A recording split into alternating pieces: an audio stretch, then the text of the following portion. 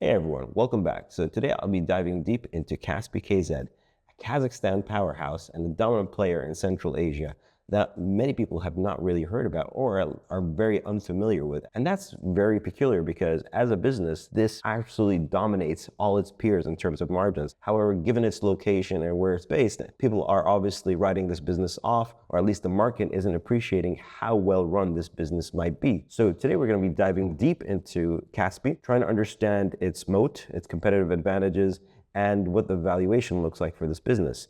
So please follow me on this journey and we'll take a look at Kaspi.kz. So just before I start, I just want to say, forgive me a little bit for my voice because it is a bit muffled and recovering from illness. So hopefully everything sounds clear enough as I describe it to you. Well, the first comparison we need to make is looking at the area of Central Asia and why this might be an opportunistic area for investment at this moment in time. Of course, as we all know, Amazon started the digital commerce trend all the way back in 1999. And well, digital commerce has ballooned and grown exponentially since then. And these trends have slowly trickled down into other areas of the world, as we've seen in South America with Mercado Libre, Coupang, and in East Asia. And then Central Asia might have been lagging a little bit behind. However, they had their start in Central Asia a long time ago. But things are starting to pick up a lot more over the last couple of years. So the opportunity here is, do we see that level of growth compared to Amazon or Mercado Libre or Coupang?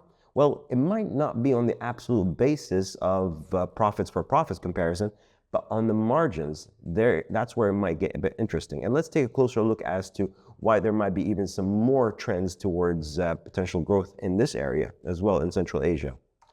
So birth rates. Now, this is the cheat code I think that a lot of companies might not have in their control in terms of how they can grow. Because, if you told a company, oh, well, you need to get 10% growth. Well, okay, if we have birth rates of, 5+ global fertility rate, then obviously it's a lot easier to do. And that is not the case in a lot of areas around, let's say, America, China, of course, and South Korea, where Coupang's based. The growth is actually below 1, so the population is declining.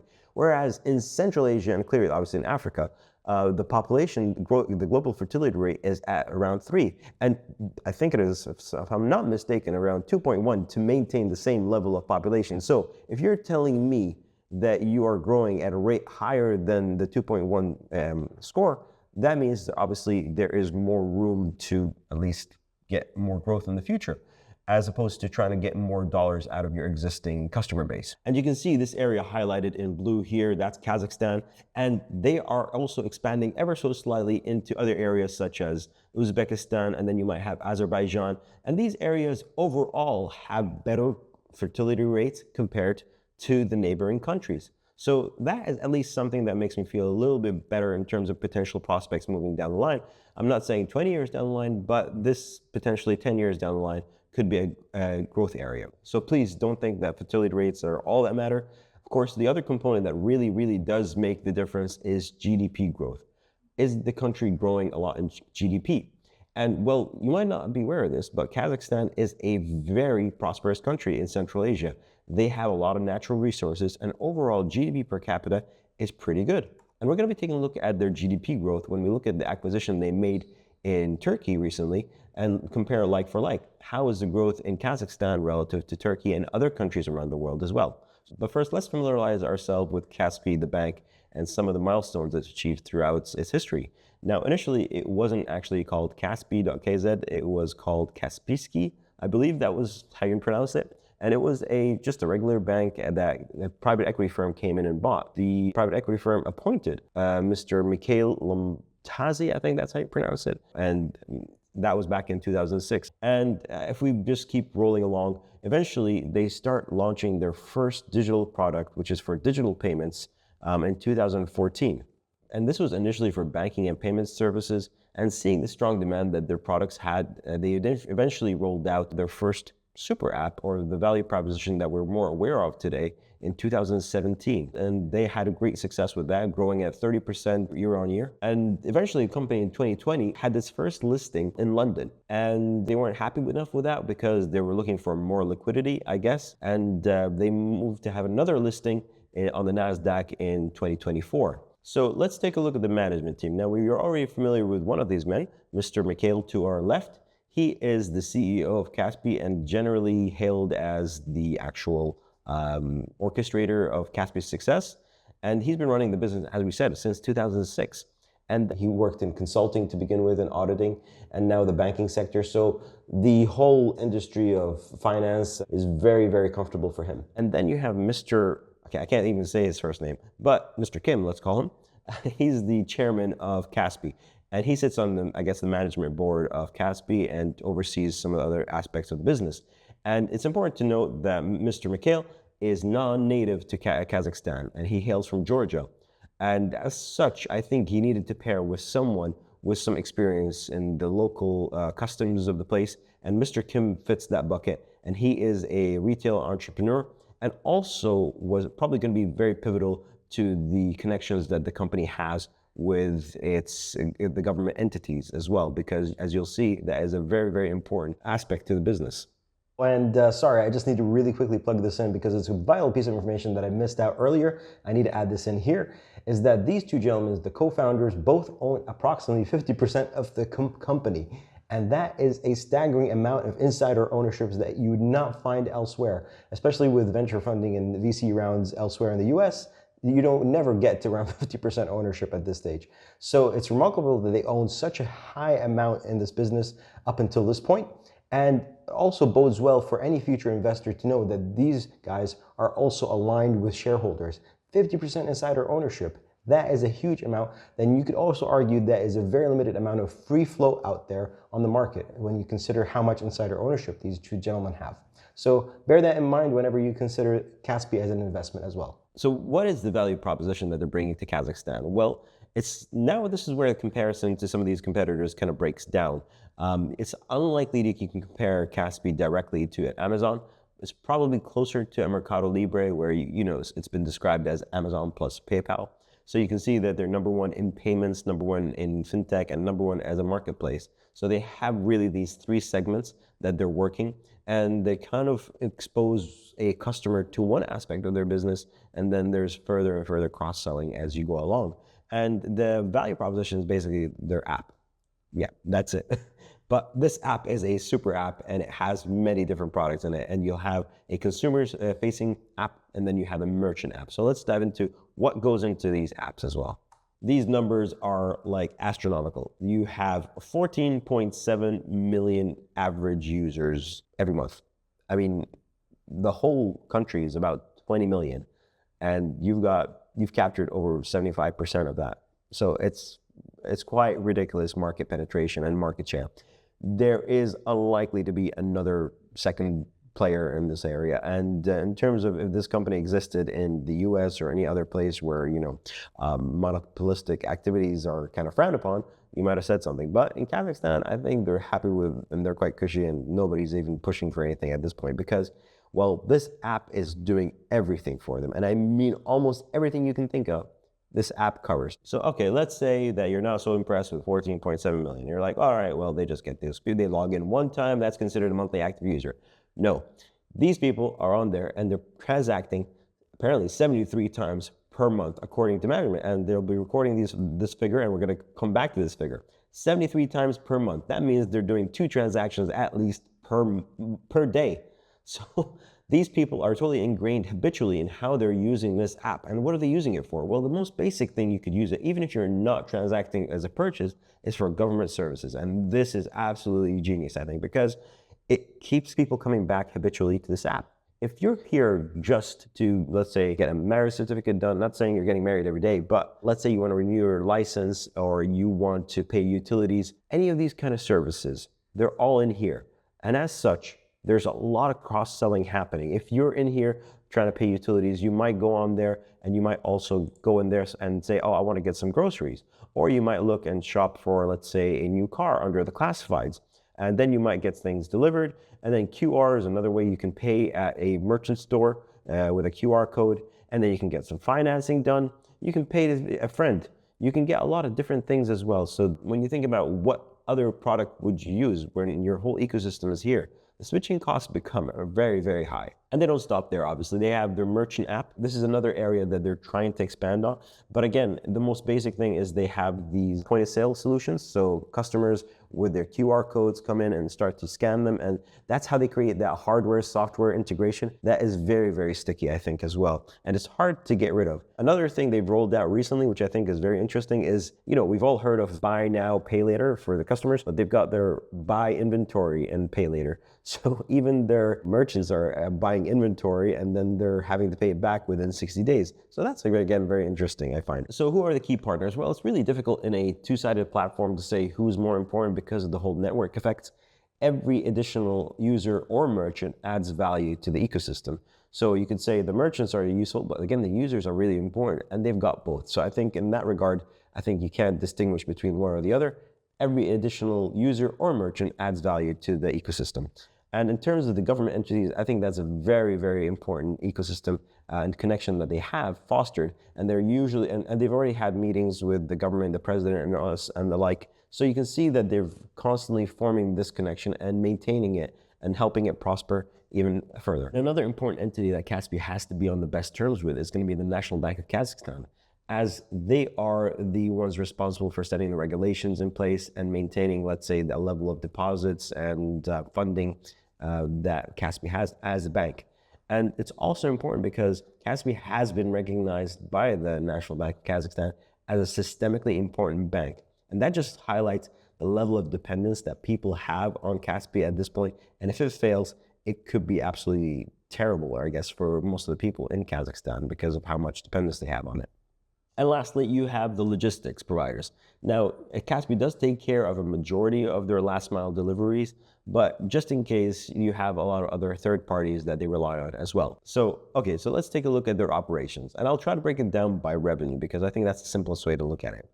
99% of their revenue is coming from Kazakhstan. So you could ignore everything else on this slide. But I think it's important just to highlight what potential there might be in some of these other areas.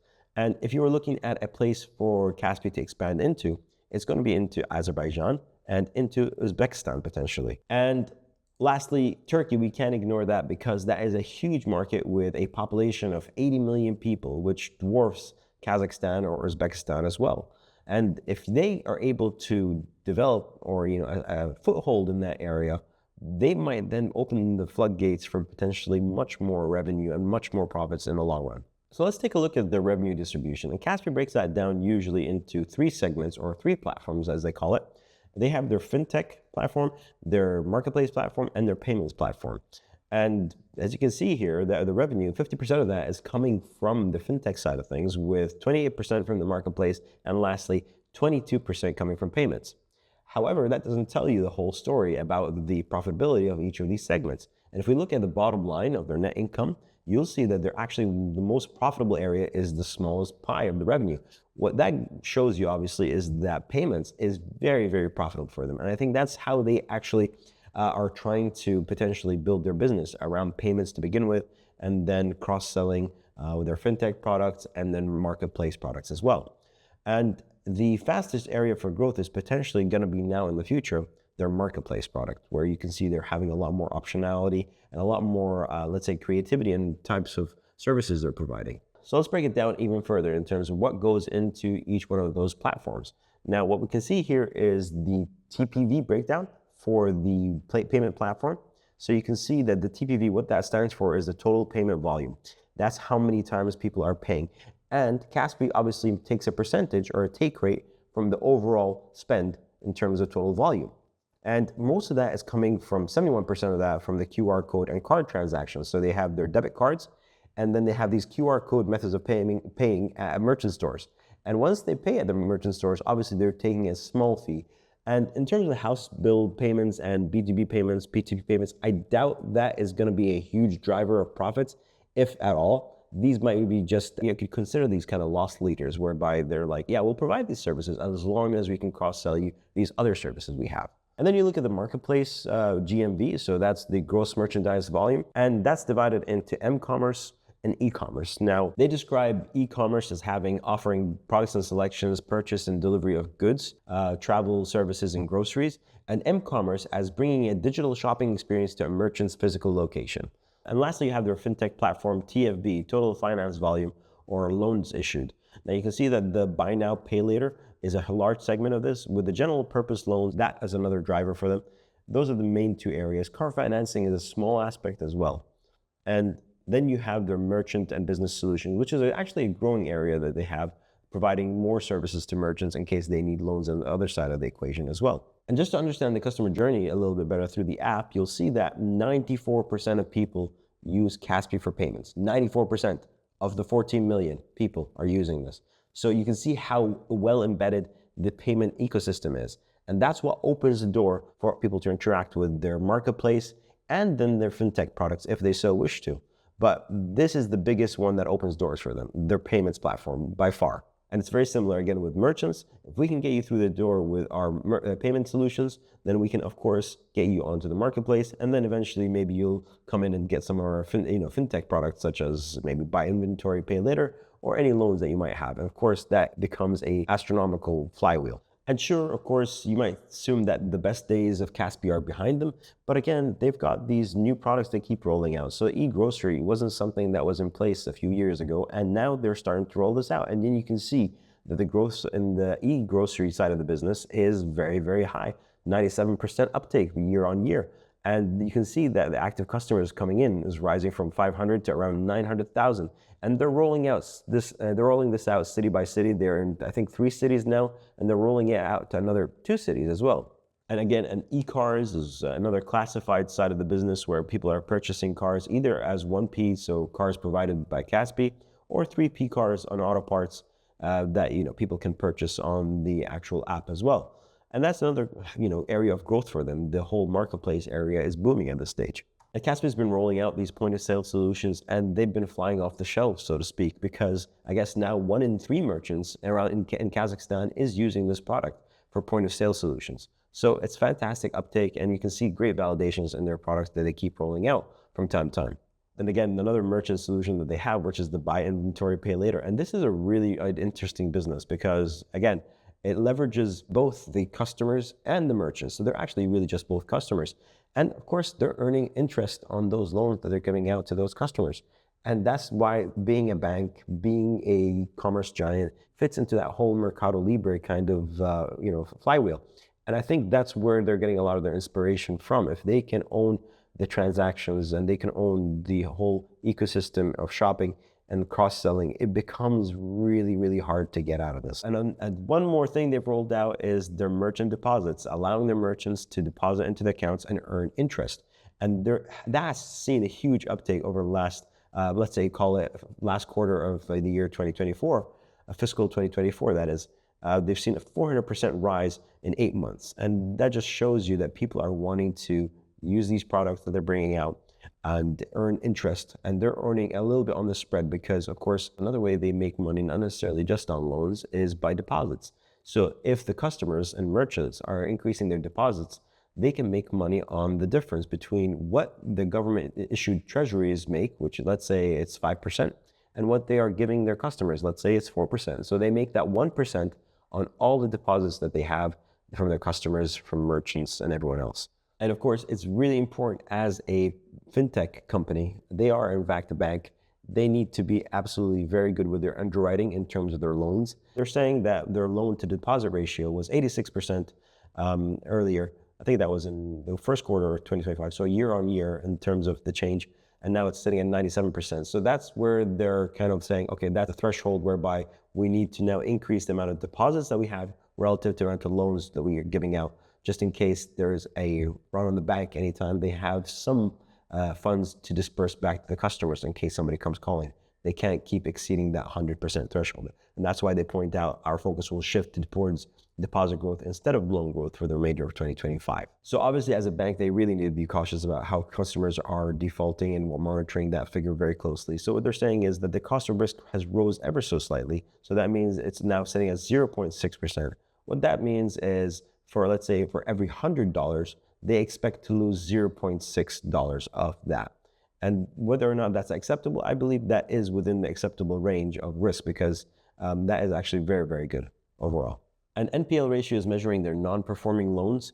And you can see that the ones that are not performing, which means basically they're defaulting on their payments, has risen ever so slightly from 5.4 to 5.6%. This could be a more macro-related issue rather than an underwriting issue. I mean, you could say that they could foresee some of this based on the transactions, and they do use a lot of this AI kind of software that they have because they're able to monitor customer transactions all throughout. They have real-time data on what's going on through the country based on transactions on their systems. So they could they could underwrite a lot better than most banks alone with much fewer data points sprinkled throughout their systems. And we're going to look at two financial, let's say, numbers here. We're not going to go and bore you through all the details, but I think it's important to look at their 2024 Q4 numbers because that's the financial year. And we're going to look at the latest quarter, which happened just recently over the last couple of weeks ago. And you can see just there the growth in terms of the year-on-year numbers. I'm not going to go through that specifically, but let's look at the consolidated numbers. So everything to put together, consolidated numbers, 32% year-on-year revenue growth, 25% growth in net income. And that is a very high level of growth. And it's actually something that potentially a lot of people are ignoring because of Kaspi being in Central Asia and the risk associated with that as well. Let's take a look at now Q1. And I'm getting a little bit excited here because everything I've reported to you so far has been actually the financial year 2024, at least for the most part. I did blend a few of the numbers together. I'm sorry for that. If you do want the most updated numbers, please download the latest presentations. But the most important thing is what I was discussing was there are 73 transactions previously. It's gone up to 75. Again, showing more engagement with the application. I didn't think you can get higher than 73. You're going to get some diminishing returns at this point, I thought. But 75 transactions per customer per month. And then this is where it's getting a little bit worrying, right? Your revenue growth is slowing down to 21%, and then 16% for the growth of net income. Now, what is going on? A lot of that is coming down to the fact that there's new regulations coming in for smartphones and that the smartphones need to be licensed, and as such, their revenue's gone down significantly for the marketplace. And again, in business, it's unlikely you're going to find a company that has just a pure upward line that has no down days or no down quarters. I'm generally not worried about one quarter of, let's say, downward revision of numbers compared to the previous, because this gives us an opportunity to buy when other people are fearful. And there is potential for this business to rebound clearly from this if they see that, and they do see that the revenue from smartphone is going to come back. And it's going to come back to its just normal levels eventually. So just in case you're feeling a little bit worried about the last slide, let's compare Kaspi to some of its competitors, okay? And we're looking at 2024 numbers again right now, but again, they don't change that much in one quarter. So this is 2.52 in tenge, and I'm not sure what tenge is compared to the dollar right now, but the most important thing to look at is their 40% margins, their 67% return on equity, and their 20% expected growth in net income, and how that compares to some of the other peers in the area. So let's take a look. So overall here, you'll see Kaspi's margins, and you can see the operating margin has been creeping downwards. So from 79% to 70%, that seems a little bit weak in terms of operating margin. I mean, nobody wants to see a declining margin, right? Yeah, but let's paint this in a bigger picture. 70% margin, and you look at Coupang here, 2%.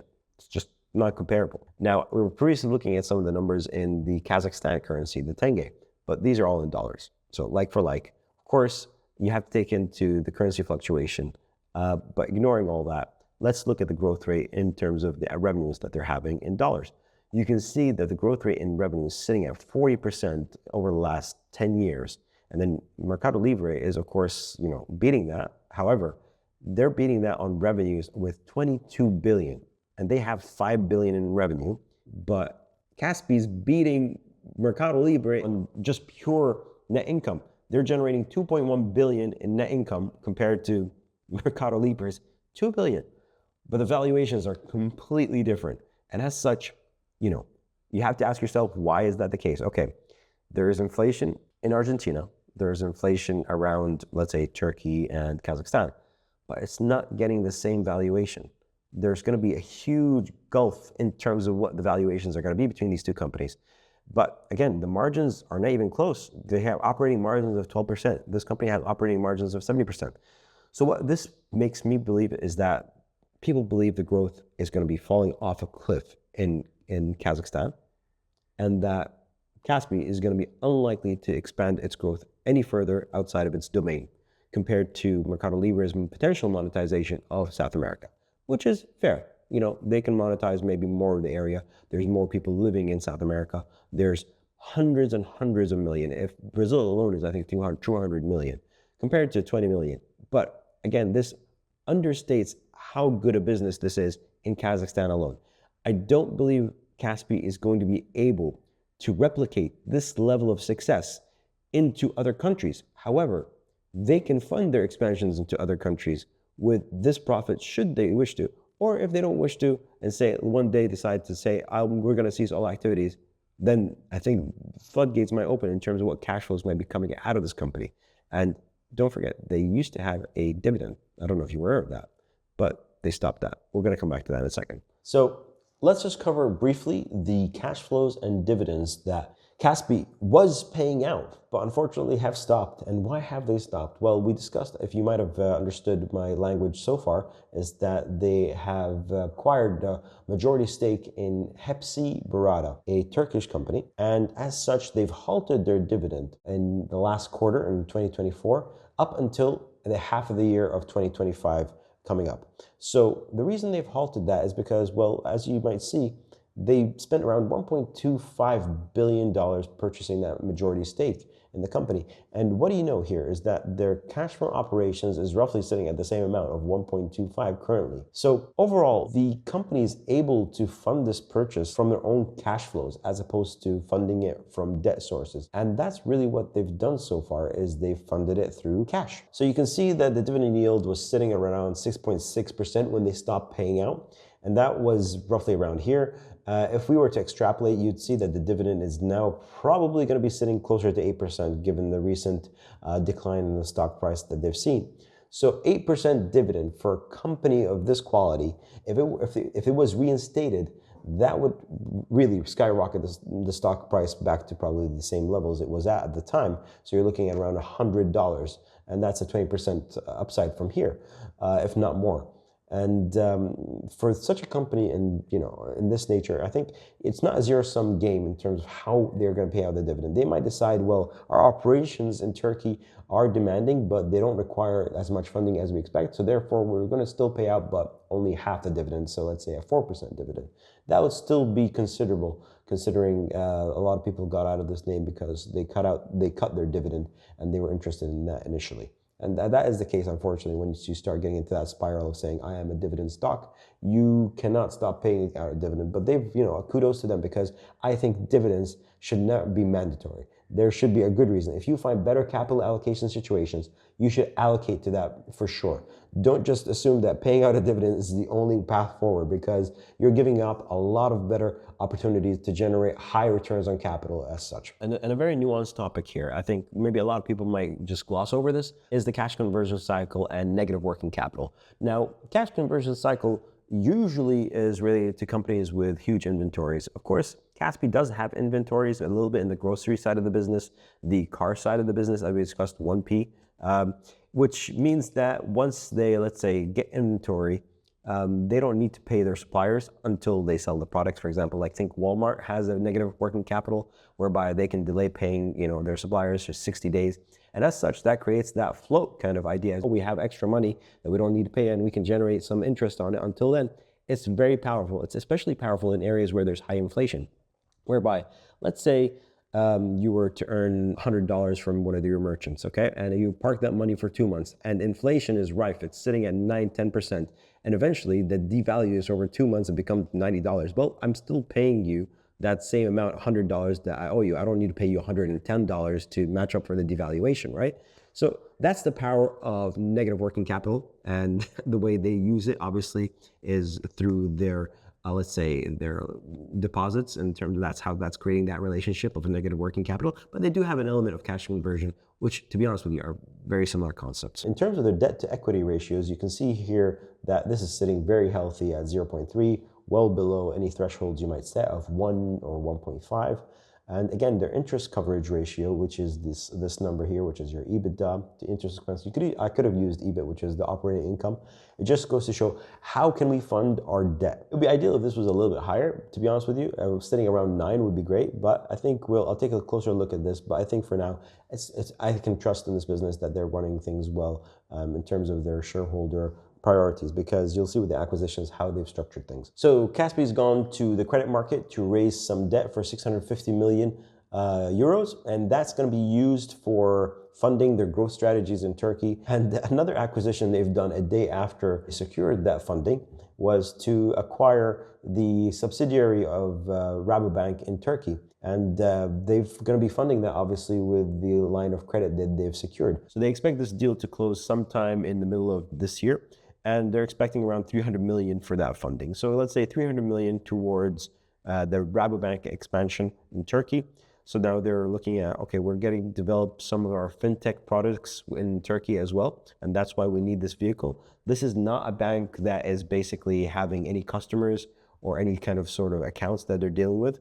It is a bank purely for the sake of having a license in Turkey. And now we're coming on to their biggest bet. This is Hepsiburada, one of the largest e-commerce players in Turkey, and maybe one of the reasons why this company is getting no love right now on the markets, because they're saying, well, this acquisition is not going to work out. This is poor use of capital. So they might be right, but we're going to try to break down exactly what this company offers and if we see any potential for it as well. So Kaspi now owns 65% of Hepsiburada.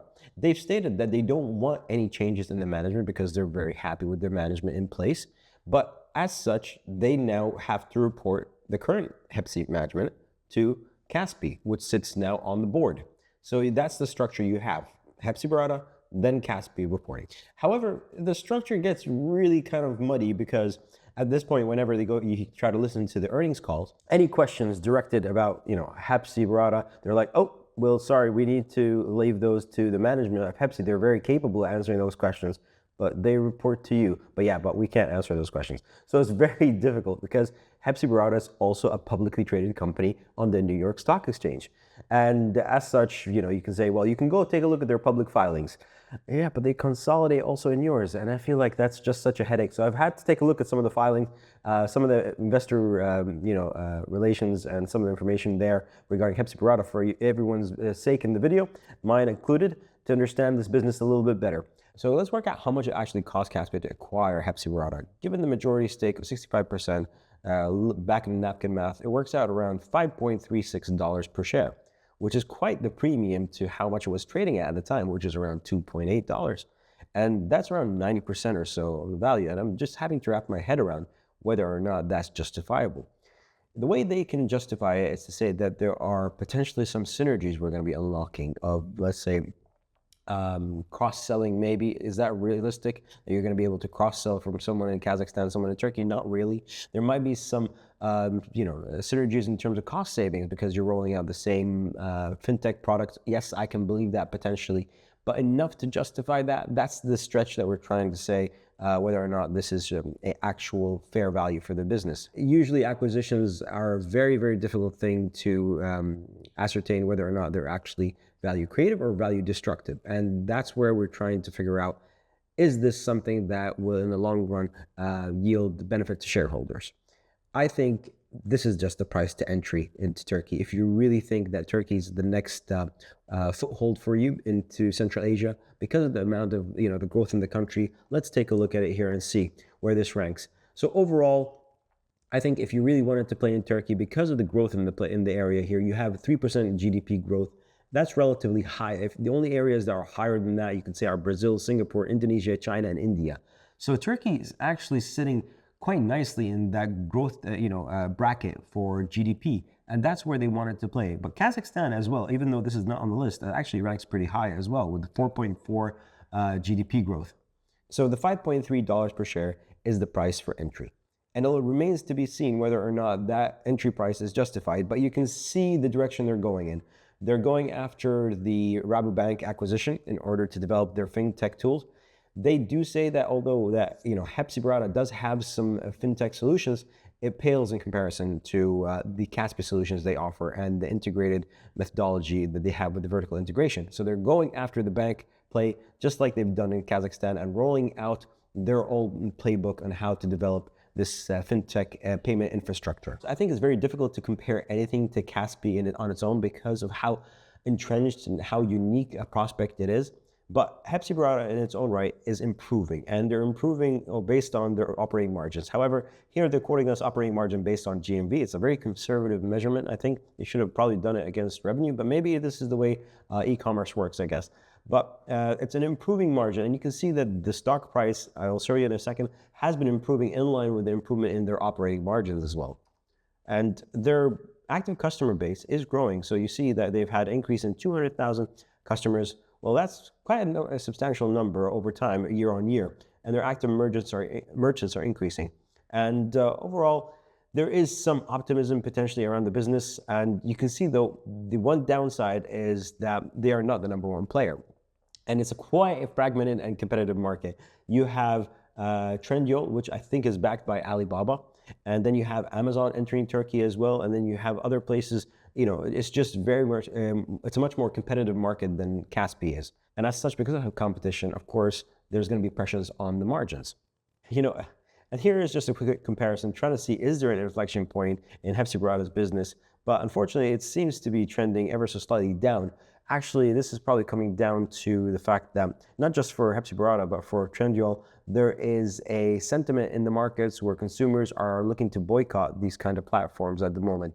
Now, whether or not this can turn in the future, hopefully we'll see a change. But it's good to know at least it's not just affecting Hepsiburada on its own, it's affecting all consumer-related platforms. So you can see the effects of the boycott on Hepsiburada's marketplace with a reduction of purchases of minus 11% and gross merchandise volume reduced by 15%. So this is quite significant. It's not an insignificant amount. And you can see this affecting the bottom line as well. Although the stock price has been improving over the last year, this last quarter, the reporting has shown that the net income has worsened by around 100%. So basically gone from minus 180 to minus 360. So these observations are obviously worrying.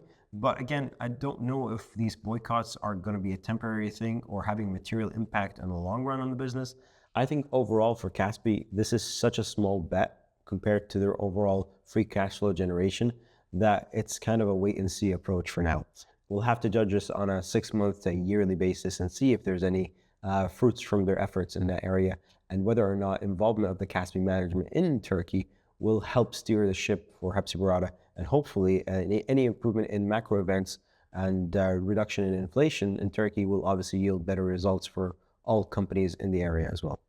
So now we're just trying to recap our findings about what we've learned so far from Kaspi. And in terms of what kind of moat they have and barriers to entry and barriers to success, I think the barriers to entry that they have in place right now are going to be immense.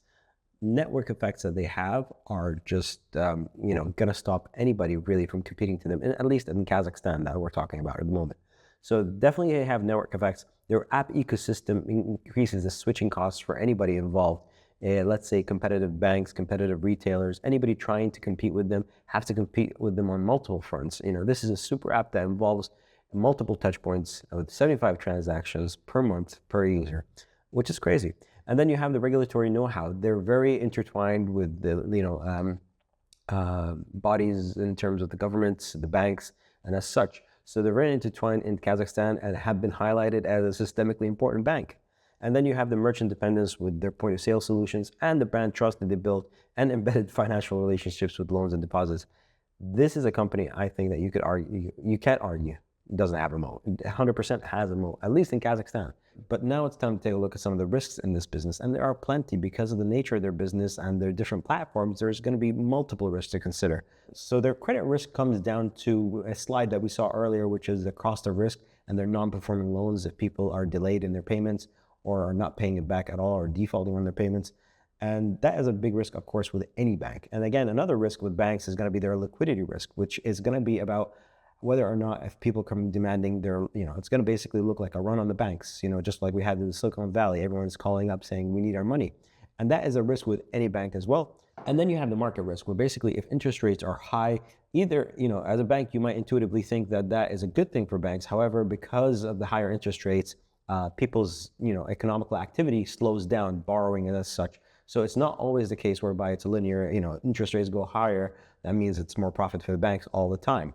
And then, of course, we discussed it, the acquisition risk, whether or not that's going to work out. And then the regulatory risk, where basically there's going to be more regulation coming down the pipeline, supposedly from the National Bank of Kazakhstan, asking Kaspi to keep more cash on the side. So therefore, they cannot loan out as much money as they would like to because of the regulatory requirements on them that they need to keep that cash parked all the time. Government risk, of course, changes in government policy. Let's say for whatever reason they decide to pull out of this whole ecosystem with the government utilities or the government services. They'll say, we're going to make our own app. We don't want to use you. That will, of course, have a huge impact, I believe, on Kaspi's flywheel, where basically the number of transactions will be driven down because of the habitual nature it was forming. People get on there for multiple reasons. One of them, or a large reason, was government services. And then you have the emerging market risk, which of course, you might think of it as what could it be just because we're operating in a different market? Yes, I mean, there is unpredictable interest rates, unpredictable level of inflation. And of course, the market risk that we are not so aware of is that how these companies such as Kaspi are being priced. They have a different multiple just because they're in an emerging market environment. So as such, as an investor, you might look at it and compare it like for like to, let's say, an Amazon, and they might have the same margin, but they may not trade at the same multiple. So it might never reach the level of, that you would like it to reach, or at least expect it to reach. Of course, there are other risks I could have covered. They don't all fit on one slide, such as the talent risk. Say, for example, you're trying to recruit the best talent in town. There's not a lot to choose from, unfortunately, although they make a very good job of recruiting from Kazakhstan University and getting them young and making sure that they've developed the culture. And that actually might be an advantage rather than disadvantage. But I just wanted to point that out. There are multiple risks that we probably didn't highlight all in one slide. So on to the guidance. And we're going to take a look at their 2025 guidance that came out in the fiscal year of 2024. And initially, if you look at it, just what they're predicting for guidance for the GMV, TPV, TFV, and around net income, it's around 20%, 20%, 20%, 30%. And after Q1 of 2025, these numbers have now shifted down 15%, 15%, 20%. So there has been a re-rating in terms of what the company is expecting to generate in the future, at least for the year 2025, based on the higher interest rates equaling higher deposit costs and the new taxes coming in for their revenue as well from the government. And again, the higher reserve requirement, which we discussed from the NBK, the National Bank of Kazakhstan. And again, very small, but not very small, I would say, but at least self-correcting changes to the smartphone importation rules that they had in place now. So they do expect this to revert back to the mean, where basically everyone will eventually get the phones they want to get. That's not going to stop them. It's just a small hurdle, and that's impacted their Q1 earnings on the bottom line. And then that should self-correct. And I expect a lot of what happens with Kaspi will depend on what happens on the second half of the year. So this is a flashy DCF. I've shown this before, probably in a few other of my earlier videos. I was actually very tempted to run a Monte Carlo simulation just because of the amount of variability in this business and potential for growth. You could say that they could potentially be growing at 35% a year if the expansion in Turkey goes really well. However, I tried to model things out based on their net income, and I would say that these estimates are fairly conservative. We say there's 50% growth for the next 5 years, which teeters down all the way down to 4% over the next, 5.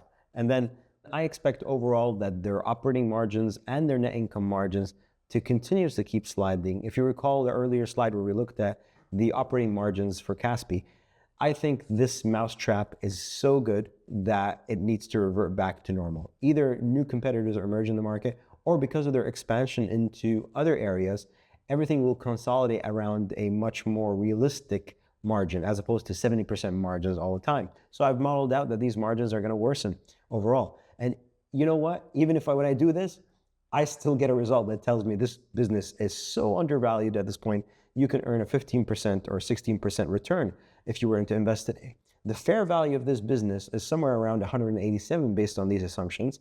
And if you look at the other version of this, well, the assumptions are it's around $141 and you can get a 13% return. In my second assumption, I've adjusted the corporate tax rate to match that of Kazakhstan, which is around 20% as opposed to 25% for America. If this is all over your head, don't worry. The most important thing to understand is that this company's very undervalued based on any estimate. However, I've tried to model out a lot of the things that you would expect, such as the risk involved in emerging markets. There is a 12%, roughly 11.76% cost of capital. So in order for us to justify this investment, there's a very big hurdle rate for us to overcome in this 11.76%. And Kaspi does that, very easily. So, let's not get bogged down in the most complicated and convoluted way to analyze a company. Let's look at it very simply in another way. And let's look at the relative valuation, which a lot of people are going to be very familiar with here. So overall, if we look at the forward PE and if we look at the PE itself, both of them are trending downwards. And if you look at the forward PE, it's sitting at 6.42%. Now, if you think this is not cheap, I don't know what's cheap for you, but 6.42% for a company growing at least at 15% is very cheap. And if you were to do just very simple math here, look at the earnings yield.